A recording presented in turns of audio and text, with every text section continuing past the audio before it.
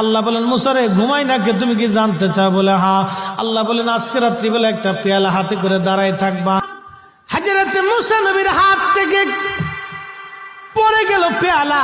পড়ে যাওয়ার পরে মুসা আলাইহিস সালামকে আল্লাহ ডাক দিলেন, মুসা রে বুঝলা তো কি জন্য আমি আল্লাহ ঘুমাই না? আল্লাহ তুমি ঘুমাও না? বলে হ্যাঁ আমি ঘুমাই না। মুসা রে এক মুহূর্তের ভিতরে ঘুমের তন্দ্রায় হাত থেকে পানির পেয়ালা পড়ে গেল, ধরে রাখতে পারলা না। আমি মালিক আল্লাহ যদি জিম দেই, সূর্যের জায়গা সূর্য থাকবে না, চাঁদের জায়গা চাঁদ থাকবে না, পৃথিবীর জায়গা পৃথিবী থাকবে না।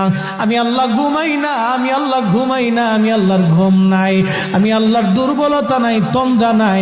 একবার জোরে জোরে বলা যাবে কি আল্লাহু আকবার। كي نزداد جمالا جوهرنا هنا في القلب كلاما كانا نرضي الناس بما لا نرضاه لنا حالا ذاك جمالنا. محمد نبينا بنور هادينا من مكة حبيبي نور سطاع المدينة من صلى صلاته. يا رسول الله يا حبيب الله يا رسول الله يا حبيب الله.